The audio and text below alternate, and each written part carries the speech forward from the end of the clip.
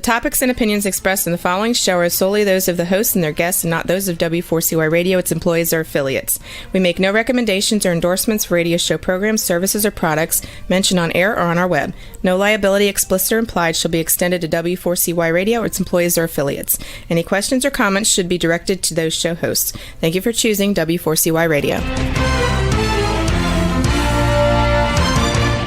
Welcome to the Ask the Expert show on W4CY Radio and Talk4 TV, where we bring you educational information from top local experts in the fields of legal, health, financial, and home improvement. Now sit back and listen to experts in family law, association law, hearing loss, business brokers, home care, along with many other topics. Now here are your hosts, Steve-O and Sophia.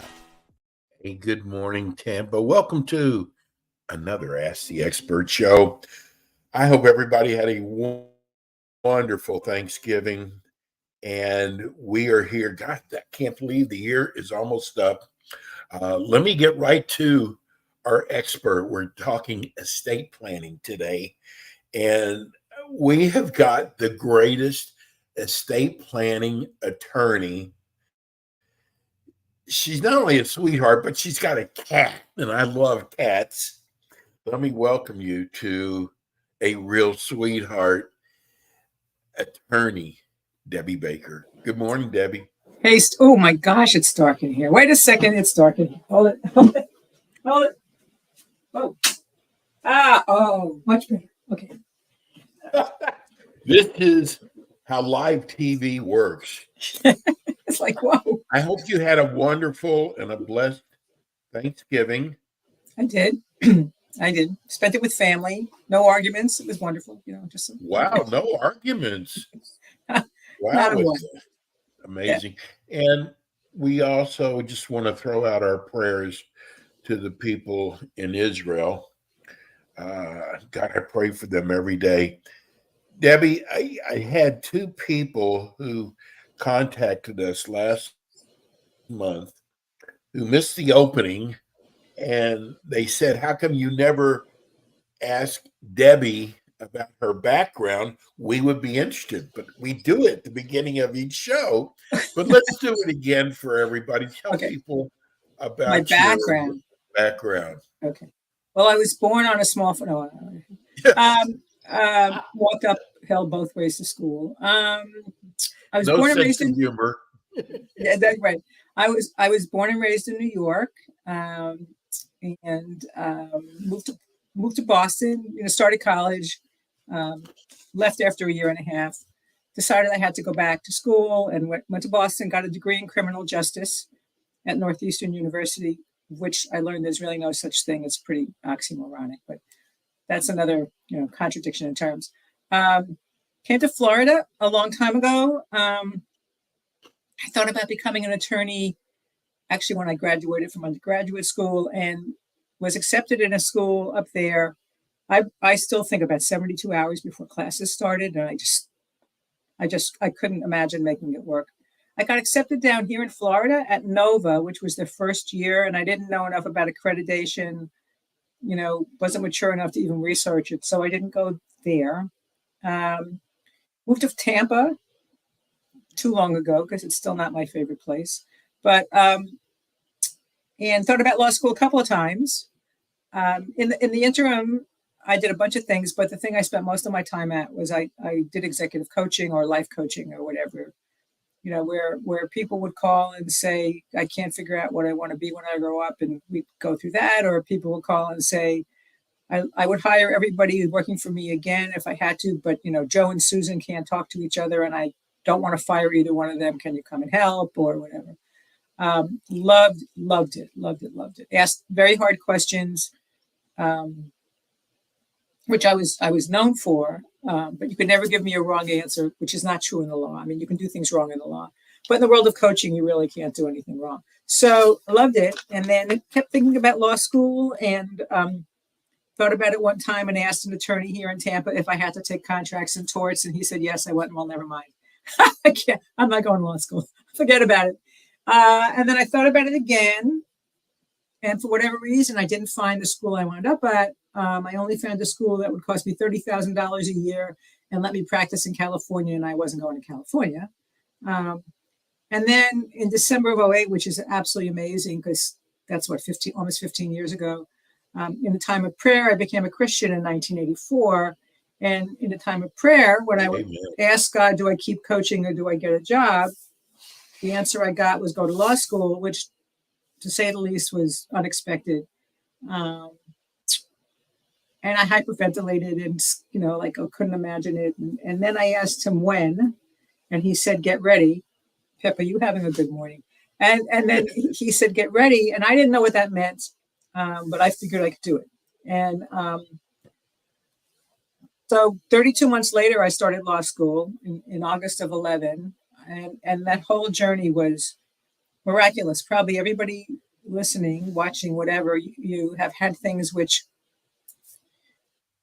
imagine how you'd ever fit it in your schedule, but when it came to be the right time, it was the right time, and then it was a piece of cake. So I started in 11, I graduated in 15. I loved it. I forgot how much I loved being in a classroom. It was really glorious. I was, by birth certificate, I was the oldest person in the room, so grades weren't relevant per se. And, I wasn't looking for law review or any of those things. I just went to learn and have fun. And I was very blessed. I passed the bar the first time from July of 2015. And I chose planning and probate and all that because it's just a great way to be of service. Coaching is a great way to be of service. You really help people walk through things that they couldn't imagine have gotten through without just some conversation. And the estate planning is the same. So that's how I came to be it. And so I've been practicing for just over 8 years in terms of got sworn in 8 years ago. Estate planning is so perfect for you. Your Thanks. personality,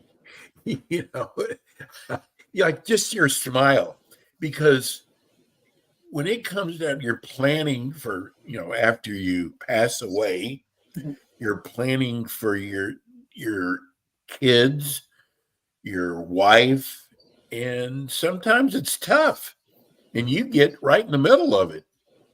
I get right in the middle of it. It's the paper. I really do hate the paperwork, but the people are so fascinating, and the things they bring. You said your wife and your kids, but you and Sophia have pets. So I mean, you've probably mentioned whether either one of you have children, but you have pets. So and then how do you provide for them? And that's a big concern for people. Like, who's going to take care of my animals after I go?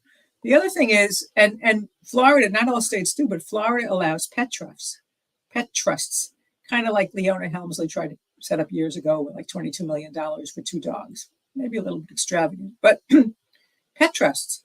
And that's important to people. And you and I talked about this before, that for me, what I've come to learn is, yes, it's important to have all of those things in place,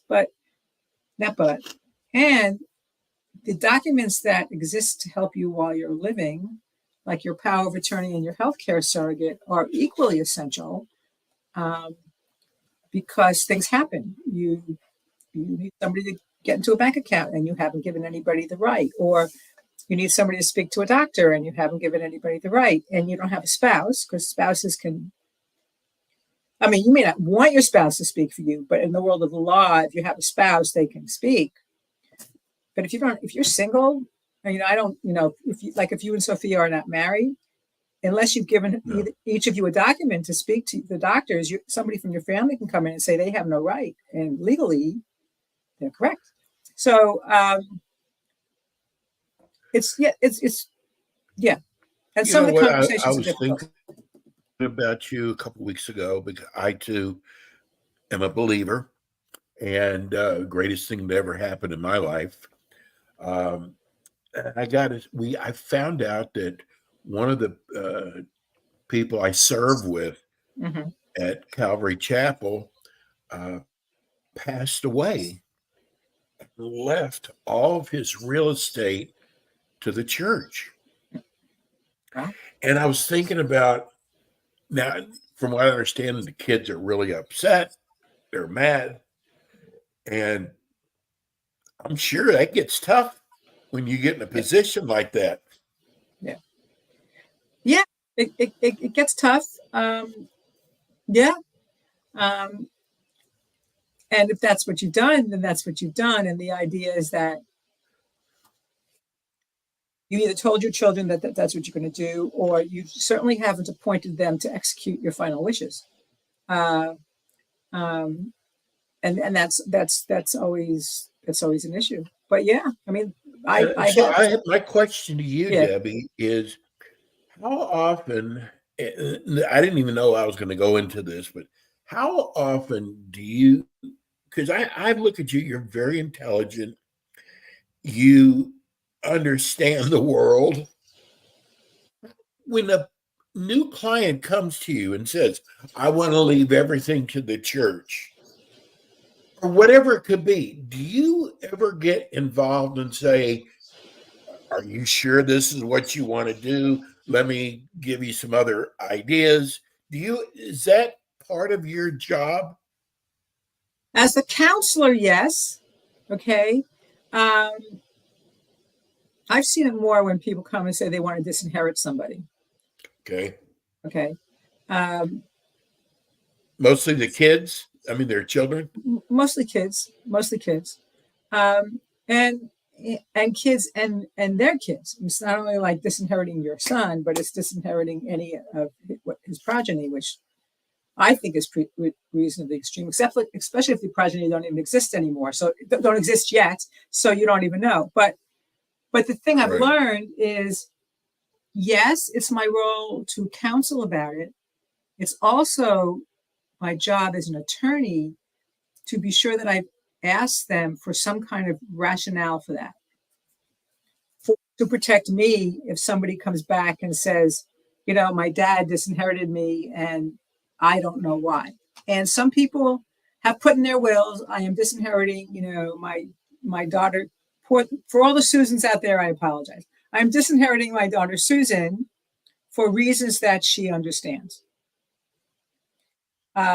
So I can ask somebody to give me some information, but I can't force them. But I need to be on record that I've asked. In terms of something like charities, giving property to charities or something like that, I've got one woman now, but she doesn't have any children. She's leaving all of her estate to 3 charities.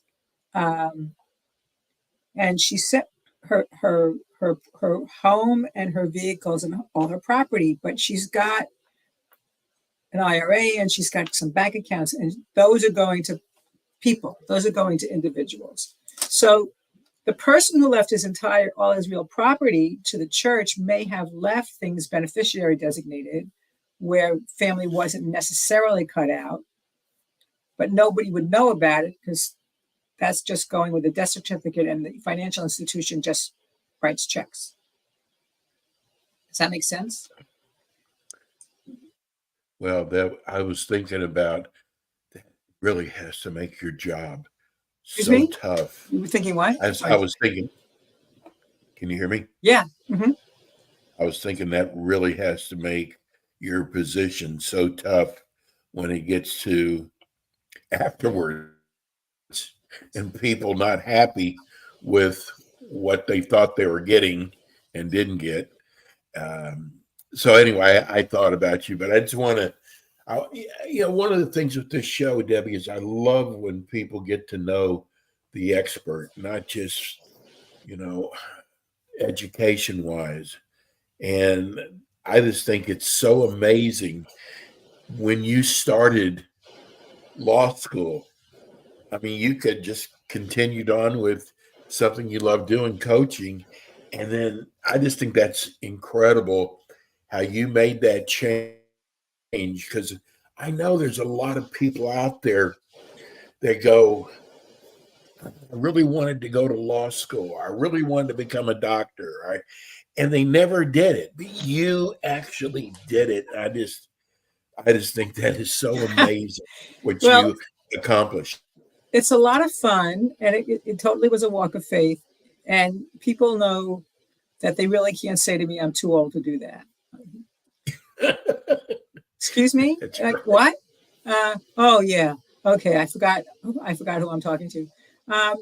But again, like, anything else, I've thought of things I need to do this week, and do, and Brian Tracy teaches that we pay attention to the things we value most.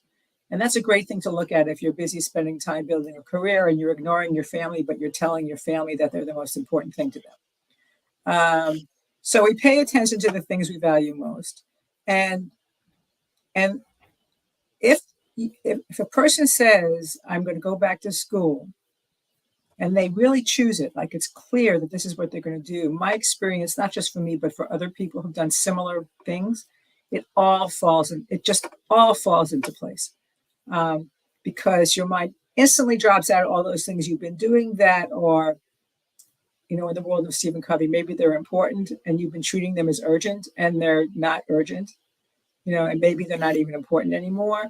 So my life continued just fine. And the people because I went part-time, the people in my part-time class, I think there were 70 when we started. I think actually 66 graduated, which was, really good. Those people, I work for myself. So, you work any 7 days a week or whatever we want, but these are people who had limited time. They had full-time jobs with corporations or in businesses or whatever.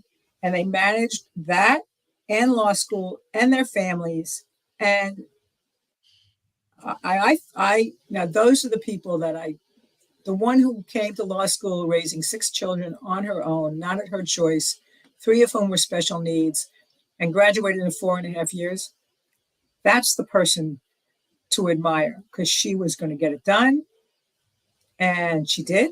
And I think she passed the bar the 3rd time she took it, and she's practicing, and her kids are thriving, but it was not easy. It was just not easy for her. So I love that people admire me, and I really appreciate it. It's humbling. And I look at her and I think, there's the woman to admire.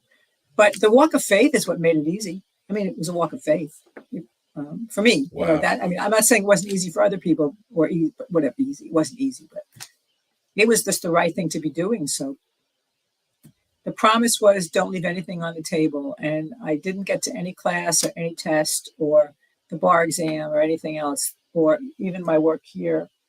I'll go back and look and say, have I left anything on the table? And if I haven't left anything on the table, then if anybody doesn't know the expression, it's like, did you do all you could do? Everything you knew to do, did you do it? Did you ask for help? Did you get what you needed? If I've done that, it's just, just pray that it's well. I'll ask you, because we've already gotten a couple of people who've just written. Can you explain what a revocable trust is? Revocable trust is just what it says. It's revocable. So you put money, you put assets into a trust, which is designed to help you avoid probate and then to pass your assets on after you die without it going into the public domain or over time or whatever. But as long as the person who created that trust is alive, they can do anything with it. So right now I've got a friend who created a trust, and she put her home into it, and she put a rental property into it. And she's going to sell the rental property. Well, it's her trust, so there's no problem. You just sell it. There may be a little bit logistically, because it hasn't happened with me before. So logistically, she has to do, but she has all the rights. She can sell that house with impunity. When she dies, that trust becomes irrevocable, which means the trustee, who's ever going to run it after she dies, can't change a thing in it. But revocable just means really what it says. You can add things to it. You can take things out of it. You can sell. You can do anything you want. You can dissolve it. You can do anything you want with it. But that's what the revocable trust is. And it's a vehicle to have assets passed down through generations. And it's designed to avoid probate. It's a private document. Wills become public knowledge. I'd imagine all states want wills to be recorded or filed, whatever they call it. And then, so if you were looking for somebody if you thought you were supposed to be a beneficiary in somebody's will, and that will had been recorded, you could find that will online or in the public records.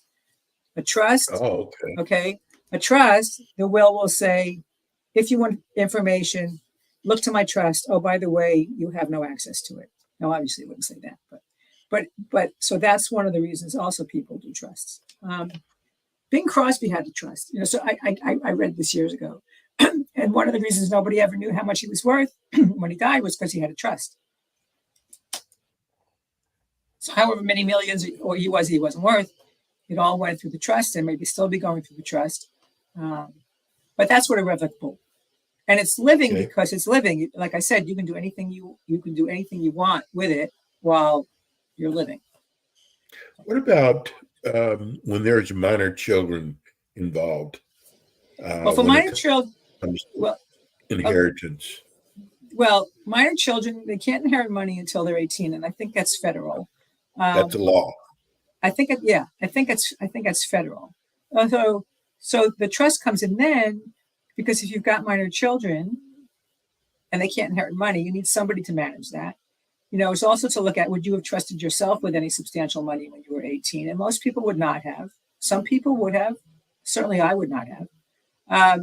And so that's a way to be sure that you also don't hand an 18-year-old a substantial amount of money without them having some kind of grounding or background or support. You've read about athletes who get big bonuses, and if they don't have financial advisors or they don't have good managers, that money can be gone in a heartbeat because they say they squander it isn't fair, but they use it not necessarily in their best interest. So I really advise trusts when you have minor children, pretty much any age. But right now, my son-in-law and daughter have a trust. I mean, I didn't do it. They've had it for years. And their children now are 32, 31, and close to 30.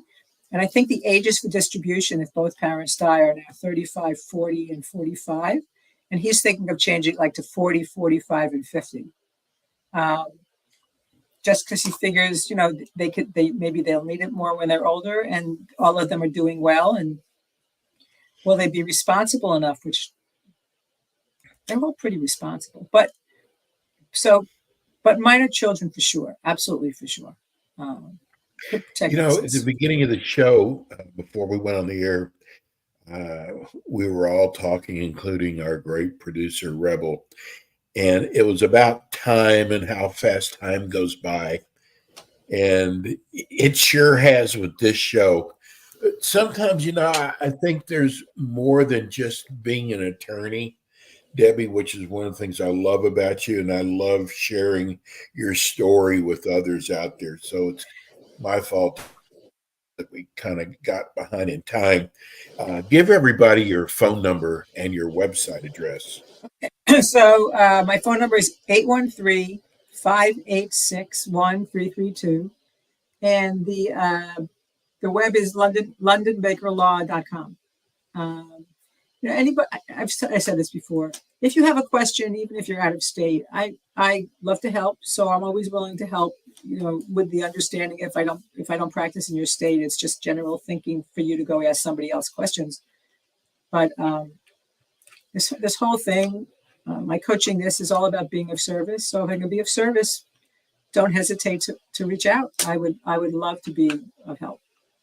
Oh, and my email address, because it's here, is Deb Baker at London. My email address is Deb Baker at London Baker Law, since it's up here in the chat.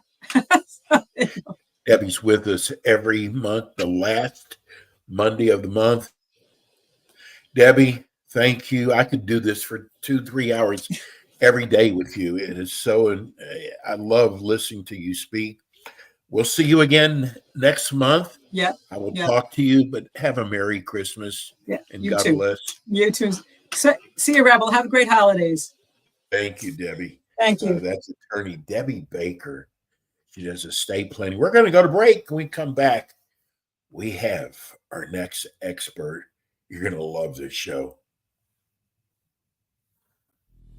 And we are back with the Ask the Expert show on W4CY Radio and Talk4 TV with your hosts, Steve-O, Sophia, and their expert guests. And we are back. This is the Ask the Expert show.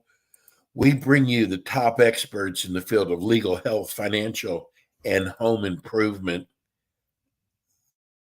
I love doing this next show.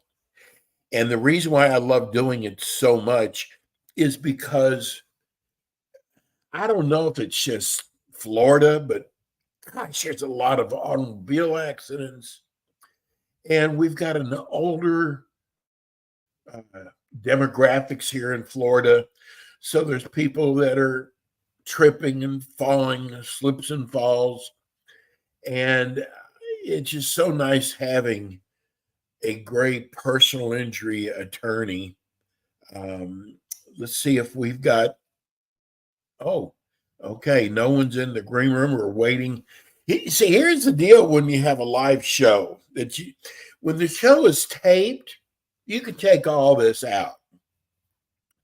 But when you have a live show like we are, especially with an attorney or a doctor, emergencies come up. And I got to tell you that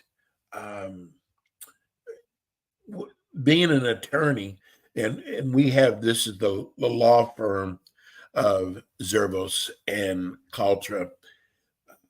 Hey, sometimes emergencies come up. We're going to be doing a show today on personal injury. And I just want to check and make sure that I haven't gotten an email, because I just spoke to her about 15 or 20 minutes ago. Oh, you know what? For some reason, she never got the link, which I did send her, but we're going to do it again, Rebel. Again, live show. This is what happens. Anyway, this firm they do personal injury, and personal injury is not just auto accidents. I'm hearing music for some reason, Rebel. That is a caller coming in. I don't know who. Or CY Good Radio. Can we help morning. you? How are you? Hi. I'm trying to enroll for the board member certification class tomorrow, and I've been trying for a few days. And being up in age, I just can't do it. It won't take I me. don't know what this is.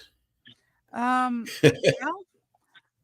I don't exactly know how to help you with a board certification enrollment. This is a Tell radio. them to listen tomorrow. Listen, you might want to Oh, listen I'm in sorry. tomorrow. This is the number they gave me. Oh, so sorry. Yeah, tell her it's for Sorry tomorrow. about that. All Thank you. You're welcome. Have a Rebel, Sorry you about never know who's going to call our show. There she is. Absolutely. Didn't get the Good link. morning. Good morning. You know what? This is really strange. I just went back and looked, and I sent it. I don't know why you didn't receive it yet, but good morning to you. Good morning, Steve. Did you have a nice Thanksgiving? I did. How about yourself? It wasn't long enough. It never is. You know that? It goes by so fast. I was just telling the audience that we are so blessed to have your firm as our expert. And I'm going to tell you why. And I got to tell you, because I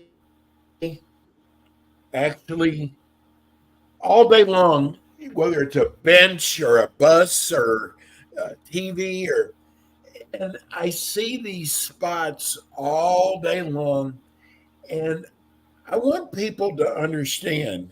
It's like in the Yellow Page day, Lauren, people would think, oh, you got a full page ad, you must be the best. Mm-hmm. It doesn't work that way.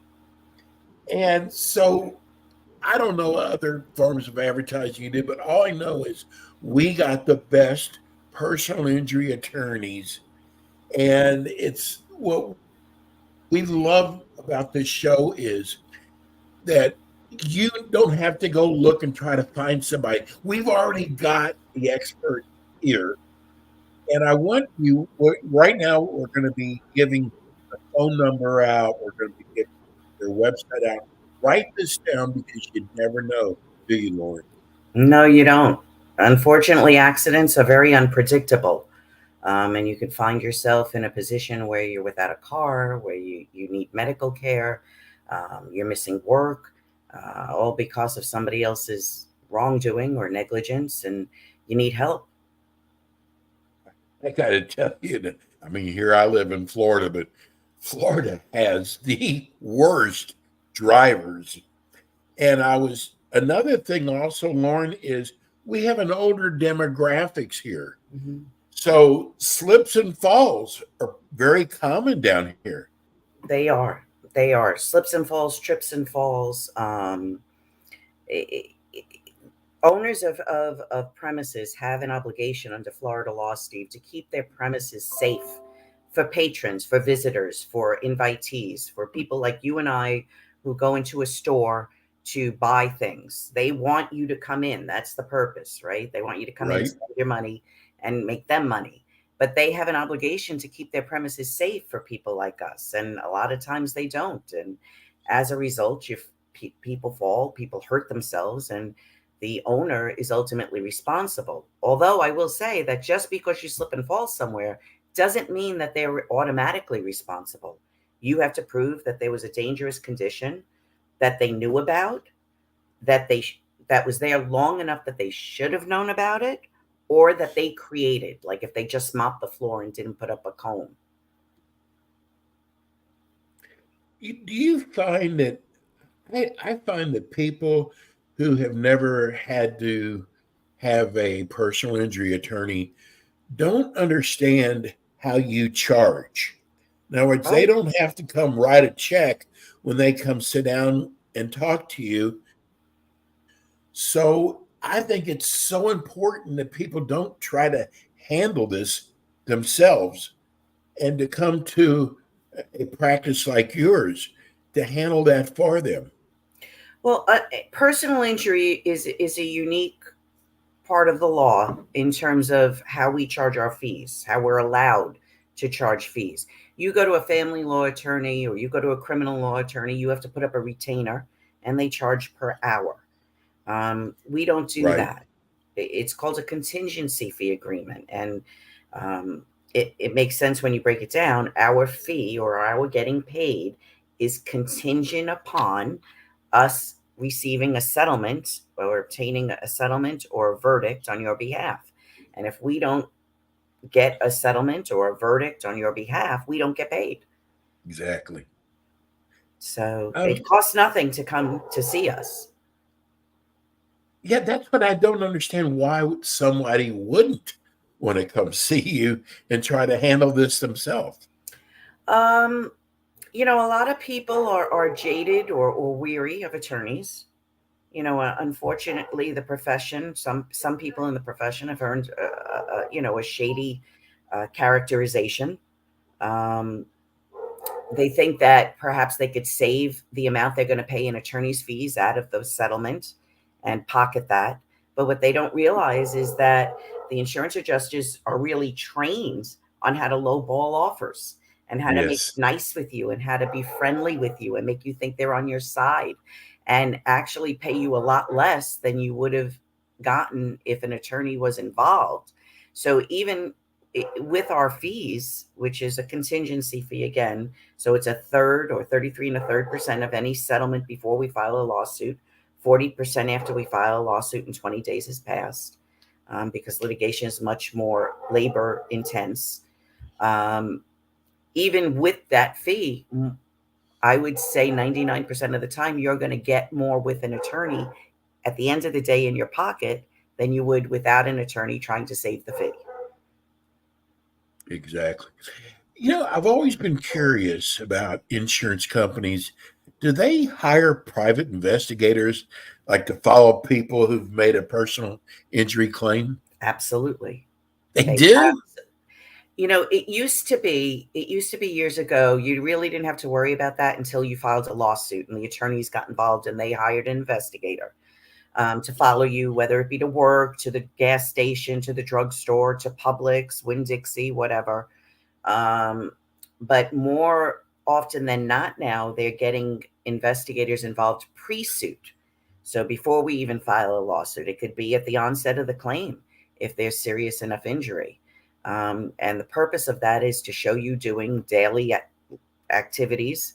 It could be nothing more than putting gas in your car. It could be walking down your block. It could be carrying, a couple of bags of groceries in from Walmart.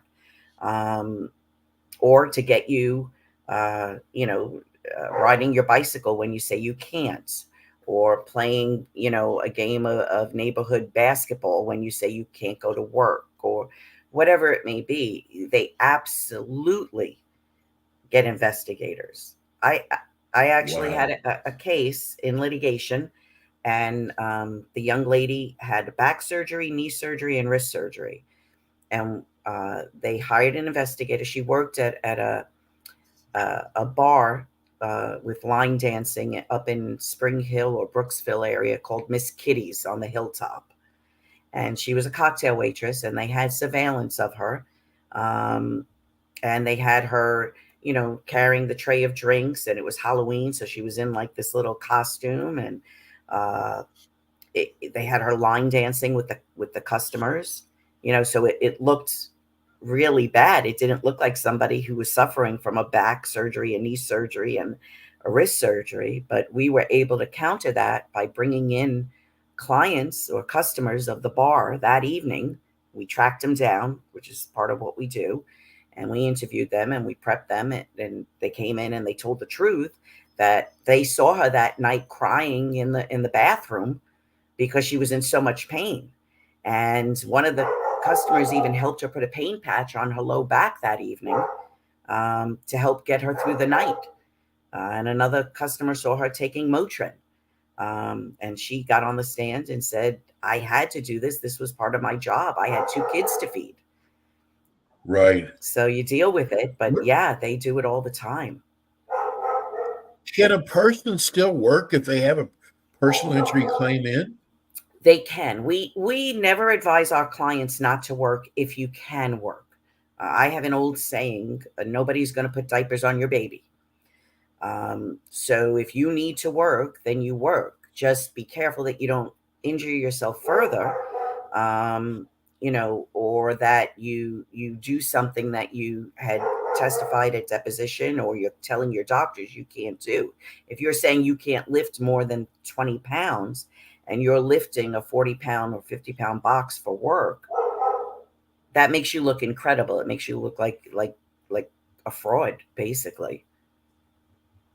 When there's a person's involved in an automobile accident and they come to you for help, I've always been curious because, for example, if I was in an auto accident, a lot of times if let's just say I've got shoulder pain or low back pain, a lot of times people would go to a chiropractor.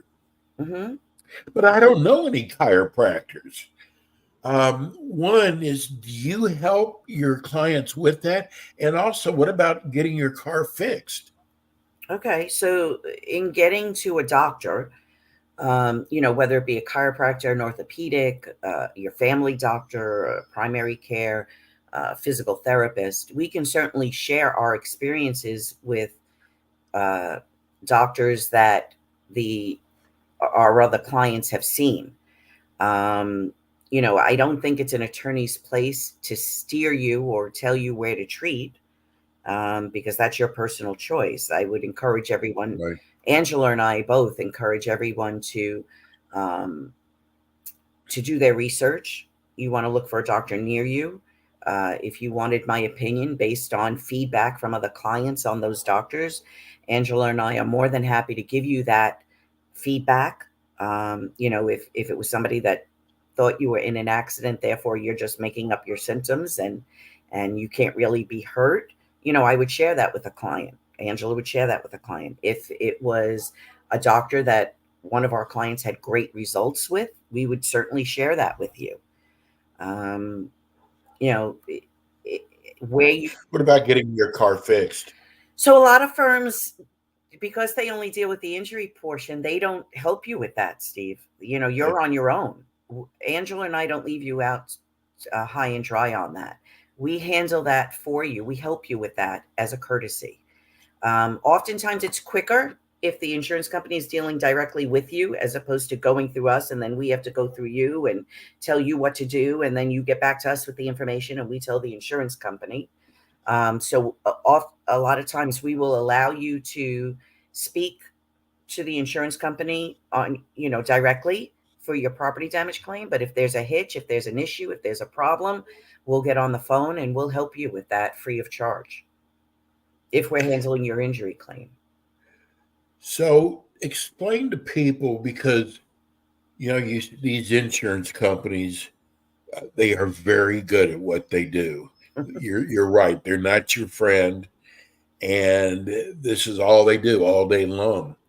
So to go up against them, a lot of times, if you're trying to handle your case yourself, you could be giving them information that is not going to help your case at all. Whereas if they retain a firm like yours, you're going to handle all that for them. Absolutely.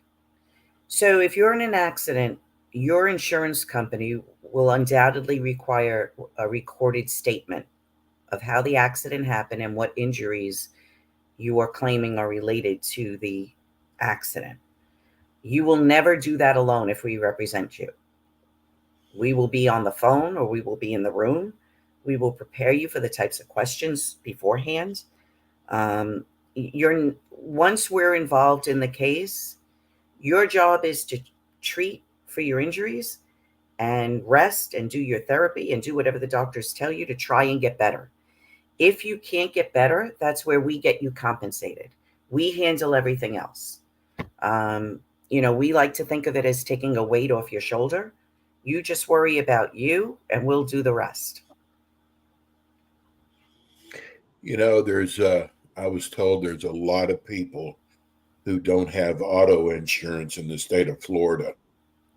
What happens in that case if a car you're in an accident and it's their fault does not have auto insurance? Are you talking for the property damage perspective or the injury? Yes, for the property damage. So, we have run across cases where people will get insurance just to get the car on the road, and then they can't afford it to keep it up and they cancel it. Or they just drive without any insurance at all from the beginning.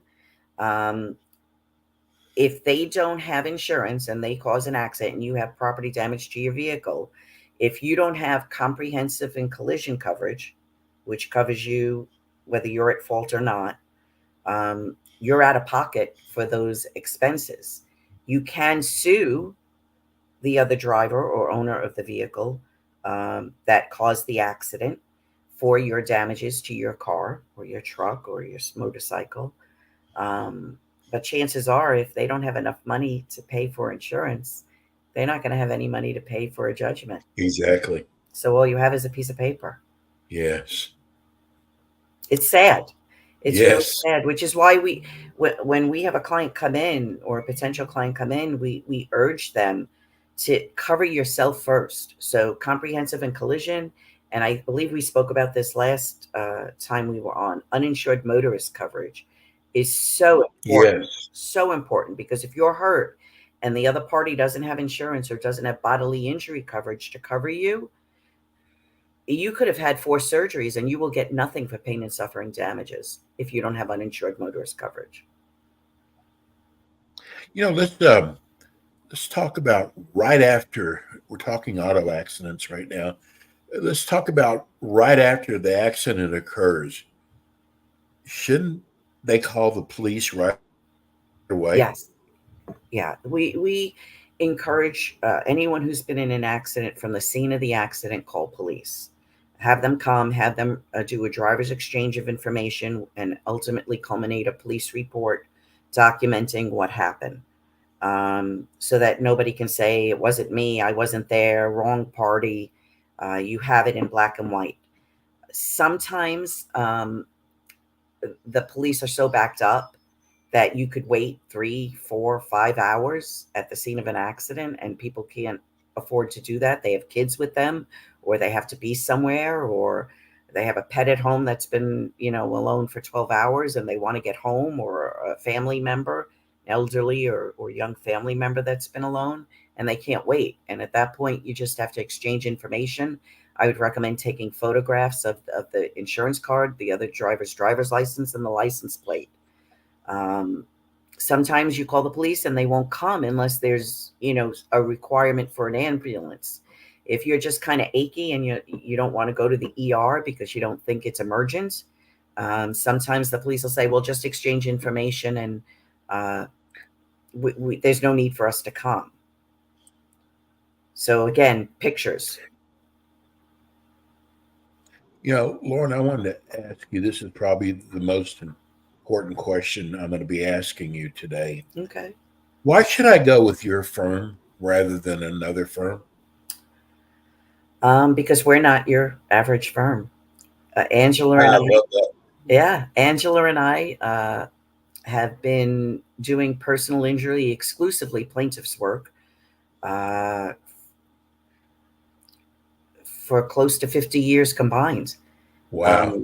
Yeah, I know for me, it's been close to 30, 28, 29 years. Don't make me do the math. It's too early, Steve. But that's all we do.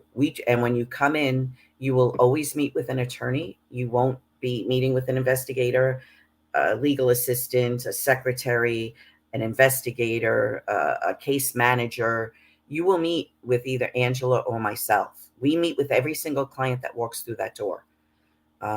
Sometimes it means working late. Sometimes it means working weekends. Sometimes it means coming in really early to accommodate for client schedules. But we do that, and we treat each person like their family. Zervos and Calta has a very wide family, and we love to add to it daily. And we care about our clients. We personally, Angela and I personally read every single medical record, whether it's prior medical record or from the accident itself, for every client in our office. You won't be treated like a number. You'll be treated like someone that matters, no matter how big or small your case is.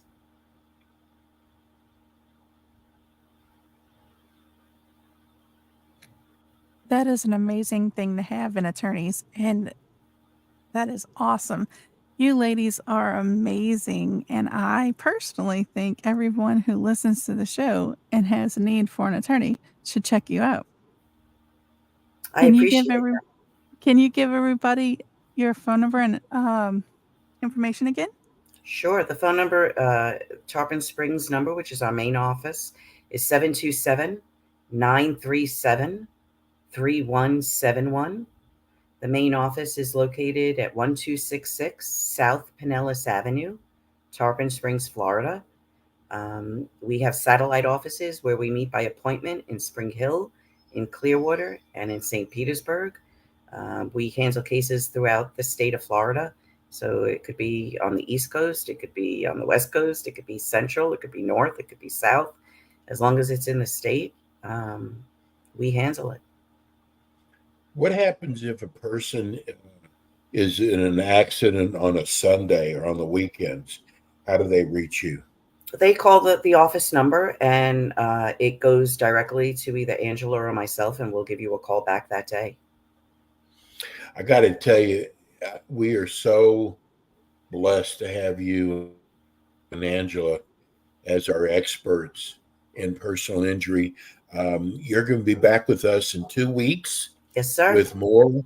And one more time, let's give everybody your phone number and your website address. 727-937-3171. And Zervos Injury Law is the website. Okay, listen. We'll see you before Christmas, so I don't have to wish you a Merry Christmas. I'm glad you had a good Thanksgiving. Same here. We'll see you in 2 weeks, Lauren, and we'll be back with you all next week. with more Ask the Experts. Thanks for tuning in today. Stay well. See you soon. Be well, Steve. Thanks, Lauren. Bye-bye. Thanks for tuning in today to the Ask the Expert show on W4CY Radio and Talk4 TV. Tune in next week and every week to hear more from our experts on personal injury, insurance, air condition repairs, estate planning, Medicare, and many other topics in the areas of legal, health, financial, and home improvement. See you next week.